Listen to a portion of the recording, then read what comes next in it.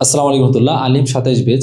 গত পর্বে আমরা ইসলামের ইতিহাসের যে ভারতীয় মহাদেশের প্রথম পর্যায়ে সেটা কিন্তু আমরা একটা তোমাদেরকে ভিডিও দিয়েছিলাম এবং তোমরা সেখান থেকে কি প্রশ্নগুলো আসতে পারে সেটা কিন্তু তোমাদেরকে আমি বলে দিয়েছি। আজকের পার্টে আমরা দ্বিতীয় পর্যায়ে অর্থাৎ সুলতান মাহমুদের যে অধ্যায়টা সেটা কিন্তু আমরা এখান থেকে কি কি গুরুত্বপূর্ণ নবী থেকে আসতে পারে সেটা কিন্তু আমরা আজকে দেখবো। চলো আমরা শুরু করি আল্লাহর নামে। দ্বিতীয় পর্যায়ে আমাদের দেখবো আমরা গজনী বংশের যে প্রতিষ্ঠাতা, তোমরা জানো এই যে গজনী বংশের প্রতিষ্ঠাতা আলব্ধগীন, নাম ছিল আলব্ধীন, অর্থাৎ গজনী বংশ যিনি প্রতিষ্ঠা করেন তার নাম ছিল আলব্ধগীন। এবং সুলতান মাহমুদ জন্মগ্রহণ করেন 971 খ্রিস্টাব্দে। পিতার নাম ছিলেন সুবুক্তগীন। সিংহাসনে আরোহণ করেন 997 খ্রিস্টাব্দে। অর্থাৎ সুলতান মাহমুদের পিতার নামটা কিন্তু আসে যে সুলতান মাহমুদের পিতার নাম হচ্ছে সুবুক্তগীন এবং তিনি সিংহাসনে আরোহণ করেছিলেন 997 খ্রিস্টাব্দে।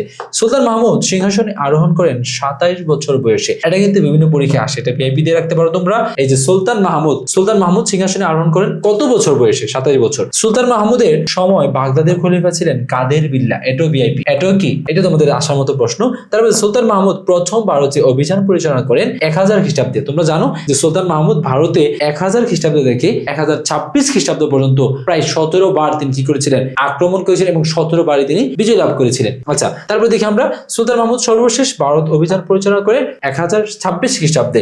সুলতান মাহমুদ ভারতে অভিযান পরিচালনা করেন সর্বমোট 17 বার। আমরা আগে বলছি যে তিনি 17 বার আক্রমণ করছেন, 17 বারই তিনি বিজয় লাভ করছেন। সুলতান মাহমুদ সোমনাথ মন্দির জয় করেন 1026 খ্রিস্টাব্দে। অর্থাৎ সোমনাথ যে মন্দির তিনি জয় করে অনেক বেশি অর্থকরী সংগ্রহ করেছিলেন বা অনেক বেশি স্বর্ণমুদ্রা পেয়েছিলেন, সেটা কিন্তু সোমনাথ মন্দির এবং সেটা ছিল 1026 খ্রিস্টাব্দে। ভারতের নেপোলিয়ন বলা হয় সুলতান মাহমুদকে। ভারতের নেপোলিয়নকে সুলতান মাহমুদ। এটা কিন্তু তোমরা মনে রাখবা, ভিআইপি তোমাদের জন্য।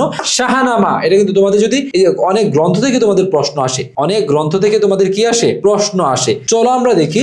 শাহনামা রচয়িতা হচ্ছে ফেরদৌসী। শাহনামা এইটা রচয়িতা হচ্ছে ফেরদৌসী। তারিখ বাইহাকি রচনা করেন আল বাইহাকি।